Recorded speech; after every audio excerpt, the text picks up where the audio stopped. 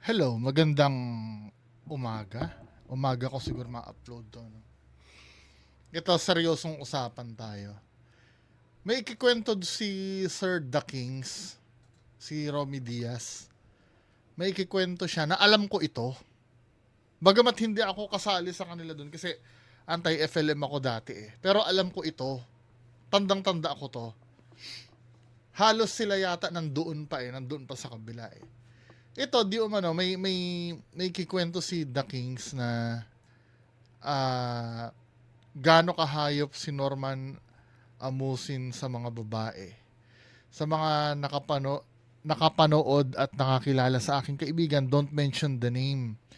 Sa comment, gusto ko lang itong ilabas. Para malaman ng lahat ang katarantaduhan ni Norman habang nasa loob siya noon ng kulungan. So ito ay account ni The Kings to. Pero may idea ako dito noon eh. Mamaya ikikwento ko yung sa pagkakaalam ko, no? So, pakinggan natin si Sir Romy Diaz. Meron pa ako isang kaibigan, hindi pa tayo tapos, Norman Mangusin. Kukwento ko ngayon sa inyo. Nung araw, si Norman Mangusin, napaka-pogi ng tingin nung ibang followers dyan. Oh, totoo yun, totoo. Di ba meron akong video na in-upload sa FB, yung babae na patay kay ano. Sige nga, i-re-upload ko yun.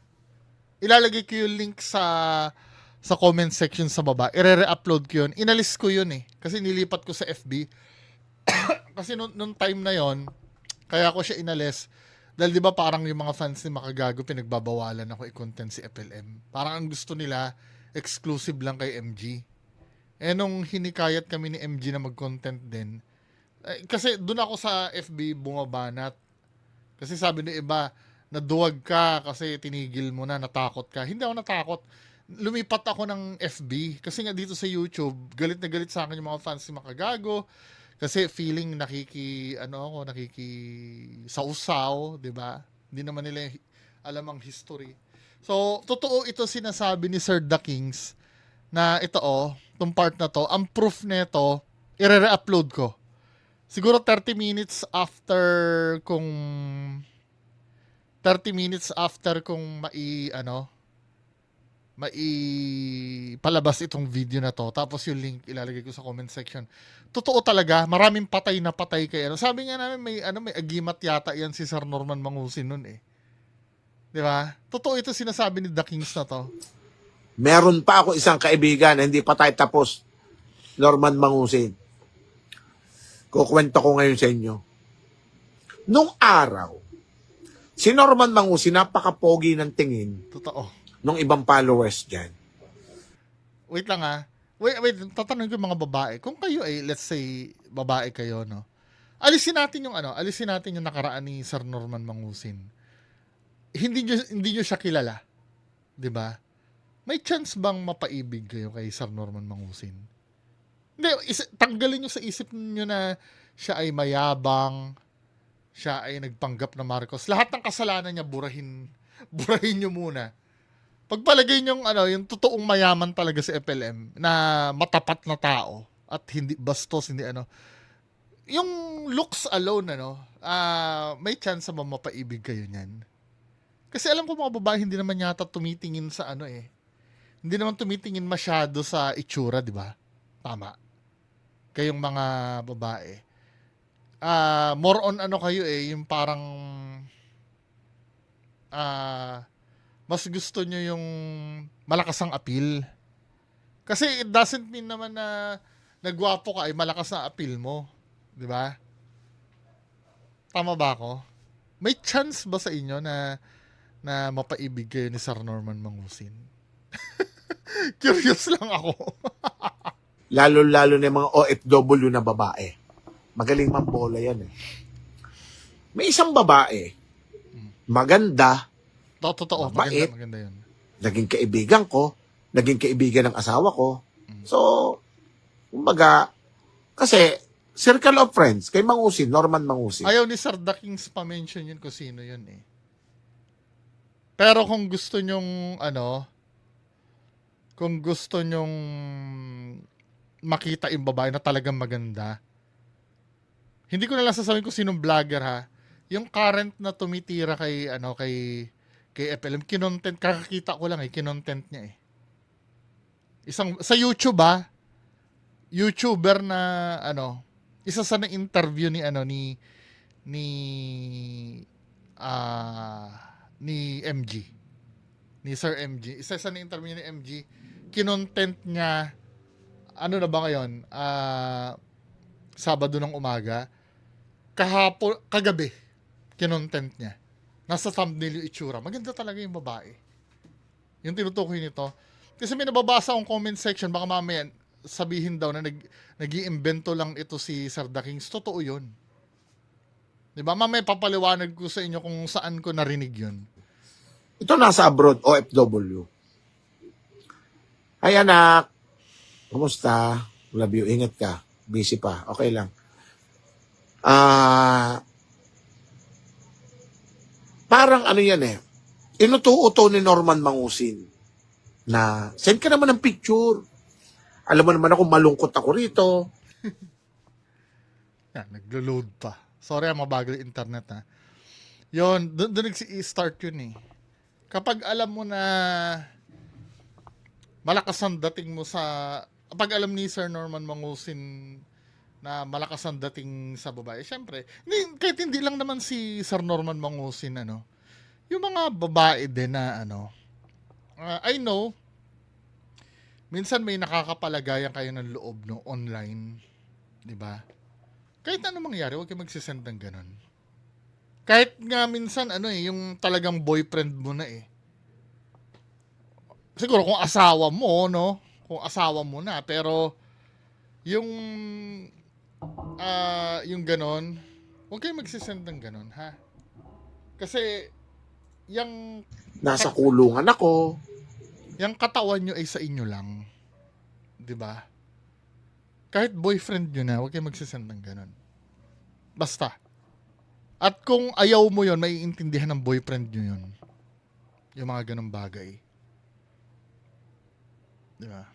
Para hindi nyo pagsisihan. Hindi ko sinasabi na yung boyfriend nyo ngayon ay ganun ang pag-uugali, 'di ba? Para sa safety nyo rin yun, men. Mga ate ha. Never yung gagawin yun kahit kailan. Hindi totoo sinasabi ni Norman Mangusin na hindi siya nakakapag-cellphone sa loob. Nakakapanood nga ng bold. Inuto niya yung babae. Tapos yung mauto yung babae nag-send ng mga picture.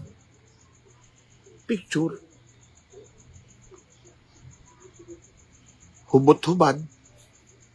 Kita ang private part. Kita lahat. Sa madaling salita, pinagluluan ni kabayo. Alam mo na, lalaki. Talaga naman, anong gagawin ng lalaki doon? Pagdadasalan? Tarantado yung Norman na yan. Nag-send yung babae. Mga pictures, ha?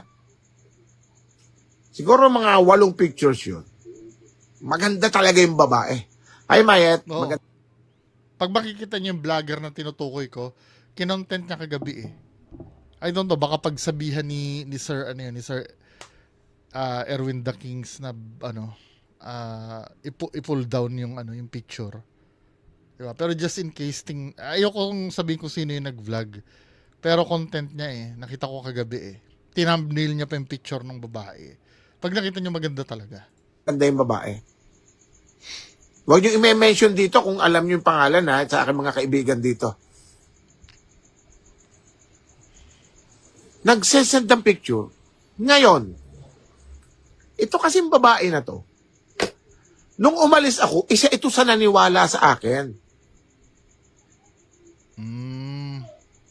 Kasi alam nila. So, yun ang reason kung bakit siya tatry, in-spoiler ko na yun ang reason kung bakit siya tatry do rin ni, di umano ni Sir Norman Mangusin. Hindi talaga ako pinasweldo, tinitira na ako sa social media.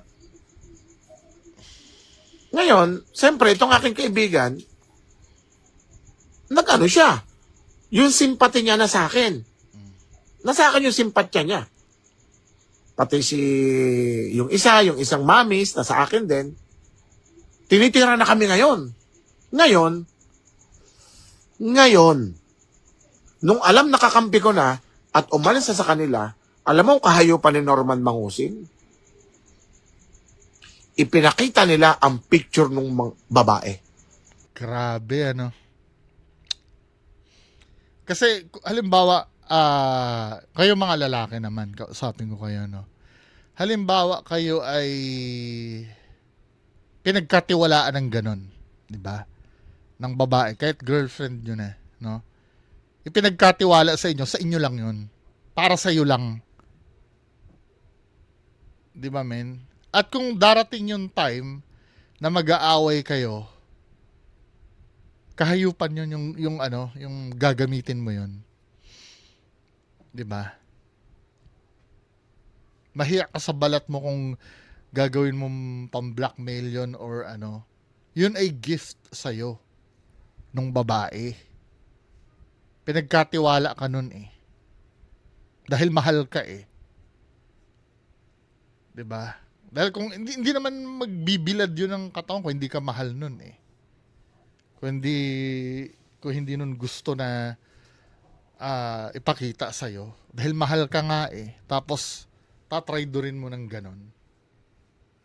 Di ba, men? Kagaguhan yun. Kahit sabihin mo na sa ano, no? Katulad lang yan ng, halimbawa, magkakaibigan kayo. Parang si Anjo Iliana. Di ba? For example, no? Kaibigan niya yung mga taga-Itbulaga.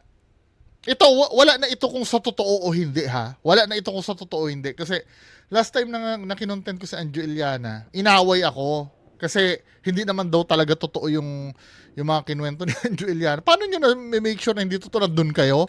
Kaibigan kayo? Diba? Wala na tayo kung totoo o hindi. Yung kay Anjo Iliana kasi, hindi naman siya hindi naman siya nagkalat ng hubad na larawan, ano, pero, sometimes, no, pagkaibigan ka ng isang tao, dahil kaibigan ka, no, sinisharean ka niya ng mga bagay na na hindi niya kayang i-share sa magulang niya, sa kapatid niya, di ba? May mga bagay siya, ultimong sa asawa niya, hindi niya ma-share sa'yo dahil kaibigan ka, di ba? For example, no, i-share mo sa kaibigan mo. Pre, atin-atin lang to ha. Kasi meron akong utang, napakalaki talaga. Hindi pa alam ng asawa ko, ng magulang ko. Di ba? Parang nagkaroon ako ng utang na hindi ko mabayad-bayaran. Di ba may mga bagay na ganon? Or halimbawa, pre, nakabuntis ako. Hindi pa alam ng misis ko. Yung mga ganong bagay, kaya ipinagkatiwala sa'yo yan dahil yung tao kasi ay need ng pangunawa mo eh. Dahil kaibigan ka eh. May mga bagay kasing ganon. May mga bagay ganon na ipinagkatiwala sa'yo lang. Pero syempre, may mga bagay na halimbawa, nakasalalay na yung kaligtasan ng ibang tao. Ano? Yung for example, sasabihin sa'yo, pre, galit na galit talaga ako dyan kay Juan. Mamaya, tatambangan ko yan, nakabili na ako ng ng kutsilyo eh. Siyempre, ikaw, kahit kaibigan mo yung tao, di ba? At ayaw mo naman may mapahamak siguro. Yun, pwede mong justifiable naman yung kung traidorin mo yung kaibigan mo nun eh. Or yung halimbawa, sasabihin mo, pre, bobombahin ko yung palengke. Di ba? Siyempre, hindi na pwedeng yun. Hindi na yun eh, anong tawag dito? Hindi na siya problemang kaibigan eh. Iba na nakasalalay kasi doon eh. 'Di ba? Kasi mamaya ipipilosopuhin niyo ko paano kung masama yung plano, hindi mo po ba sasabihin, 'di ba? Pero yung mga personal na problem yung for example, pinagkatiwalaan ka, pre, nakabuntis ako eh. Hindi alam na misis ko eh. 'Di ba? Parang hiningan ka lang ng sama ng loob or alam mo, pre, meron pa ako isang girlfriend, 'di ba? Tapos alam mo na may girlfriend na yung mo. Alam mo yon, tapos yung sometimes no, pagka kakausapin ka ng girlfriend nung shota mo, alam mo yung dahil magkakaibigan, magtatakipan kayo. Ay, hindi ko alam yun. Hindi ko alam yung ano niya. Pero deep inside, alam mo na may kalokohan yung kaibigan mo. May mga ganun kasi eh. Wala kang kwentang tao pag nag-away kayo, yun, ilalabas mo lahat. 'Di ba? Wala kang kwentang tao noon. Ikaw ang pinakawalang kwentang tao sa buong mundo pag ginagawa mo yun. Katulad ng ginawa ni Anjo Iliana, no? For example, totoo yung na may kabit si Tito Soto. 'Di ba? Tapos ikakalat mo sa buong... May intindihan ko kung ganito. Kung ang sasabihan lang ni Anjo Iliana, yung asawan lang ni Tito Soto. Pagtatapat ko sa ma'am ha, may kabit yung asawa mo para alam mo na. Okay lang, pero yung sa buong Pilipinas, ihihiya mo yung tao. Dahil do sa sikretong ah, pinakatago-tago mo. Di ba? I mean, kasi yung pagbabahagi sa'yo ng mga ganong bagay, indikasyon na mahal ka ng tao. Di ba? Hindi man romantic relationship, mahal ka dahil kaibigan ka niya eh. Or may brotherhood nang namagitan sa inyo. Yan, mahirap, sa panahon ngayon, mahirap nang magtiwala eh. Di ba? Tataka ka nga, yung inaakala mo na kaaway mo, yun pa talaga mapapagkatiwalaan kaysa doon sa tinuturing mong best friend eh. Di ba? Yan, katulad nito, no? Nagmahal yung babae. I'm so sure, mahal niya si Sir Norman Mangusi noon, kaya nagtiwala siya. 'Di ba? Hindi man siguro mahal na yung romantic. Pinagbigyan niya si Sir Norman Mangusin dahil siguro idol niya or ano, 'di ba? Hubot-hubad. Kita yung itaas, kita yung ibaba. Nakatuwad. So, everything. So on. Grabe, no? Isipin nyo yun. Dati nakikinabang kayo.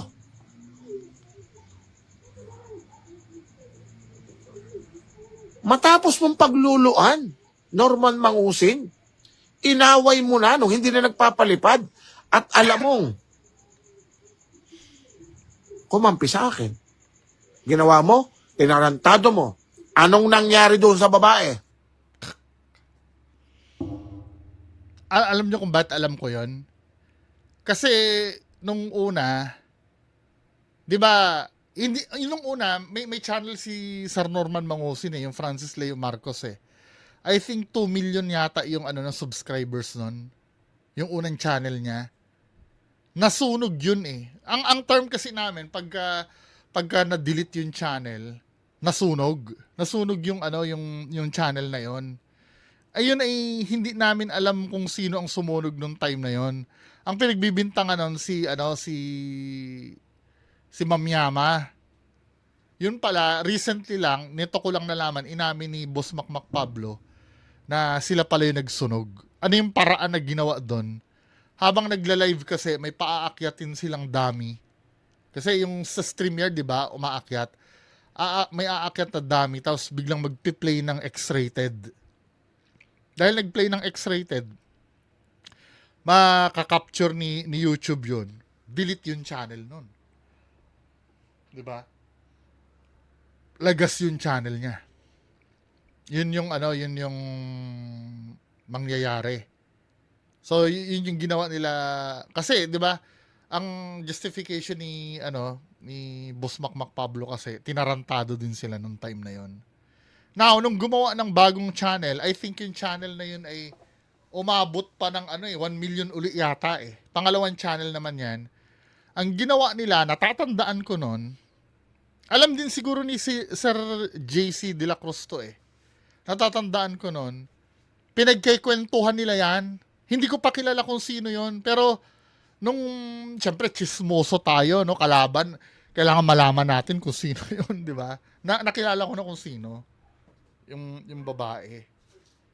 Pinagchichismisan nila noon, 'di ba bawal yung salitang S? S na yung nagpakak. Bawal yun eh. Nagtatawanan sila habang pinag-uusapan yun. Yun ang cause kung ba't nasunog uli yung pangalawang channel ni FLM. Bawal kasi yun eh. Yun. So gawa uli sila ng bagong channel. 3 channel na yung ginawa nila, yung FLM After Dark yata. May After Dark siya nun eh. Tapos meron siyang basta 3 channel yung ginawa nila eh. Tapos hindi na nag-prosper. Yung 3 channel, nagkaroon na yata ng violation. Tapos ang ginawa nilang channel, yung kay kay Sardong Batala na yung Cooper Vlog na nirename na FLM Comeback. Di ba? So, yun na nangyari. Patay na. Yun. Nagpakamatay. Nawala na siya. Kasi hindi nakayanan yung nun eh. Binuli talaga ng binuli yun. Pinagtatawanan siya na tapos yung picture niya pinagpasapasahan.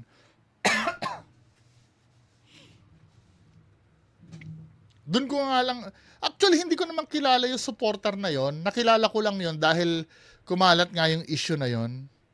Umaakit pa yata kay Boss Mac Pablo yun dati. Yung doon ko siya nakikita. Medyo strong pa siya noon eh. Hindi pa siya tinitira noon. Nung nalaman na sumama sa 14 vloggers, ganun ang ginawa ni FLM. Hayop, no? Norman, Sama mo. Sama na ng itsura mo, sama pa ng ugali mo.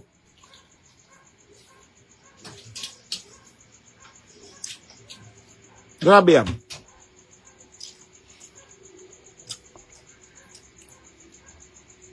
May kasi Alam ko ha, may case pa yatang isang ganyan, hindi pa siya nag-YouTube noon.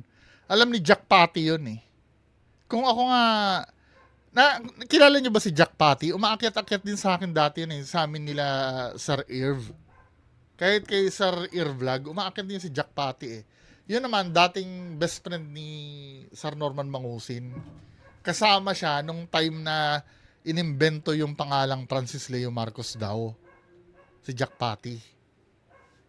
Yun naman, may alam naman yun na parang same kaso daw. Di umano, naman, ginahasa naman daw. Na hindi na nakayanan din, nagpakakak din.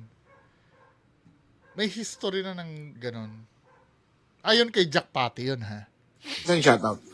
Totoo yung kinuwento ko na yan. Naging kaibigan ko kasi yung babae, very close sa akin eh.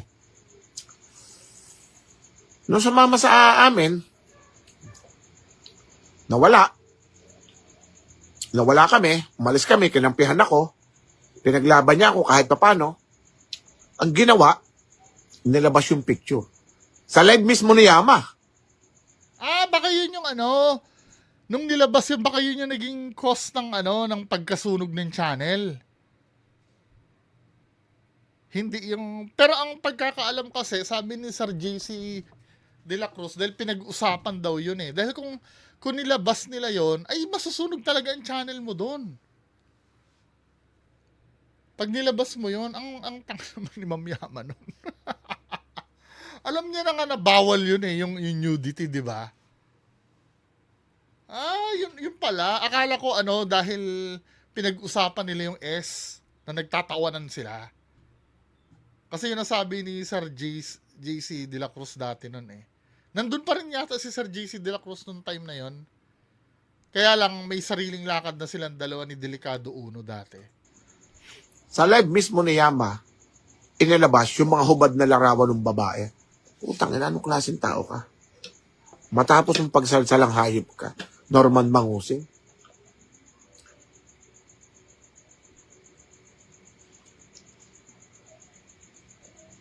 Wala bang clue dyan? Patay na po. Yung pong clue nito, namatay na po yung babae. Grabe, Sipin nyo, paano ako maaawa dyan kay Norman Mangusin? I-mute ko na lang siguro yung part na yun, baka mamaya. Anong timestamp nun? 24? Paano ko hindi tatantanan yan?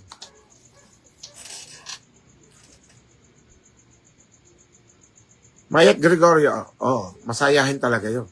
Ayan, si Mamayet Gregorio. Shoutout Mamayet Gregorio. Kilala ko din yan eh. Si Mamayet Gregorio. Keith Palena Villanueva, thank you. Romel Yanko.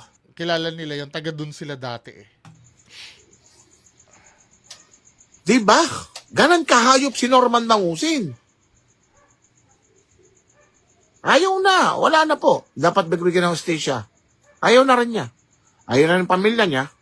Nawala na. So, doon na natapos ang connection ko sa kanya. Pati mga kaibigan namin, in-stop na po. Naulit ko lang, dahil mga kademonyohang pinaggagawa ni Norman Mangusin. Sipin nyo, pinagjakulan mo na yung taong hayop ka. Nung hindi ka na sinuportahan, nilabas mo yung mga picture. Sa live ni Yama ginawa yun.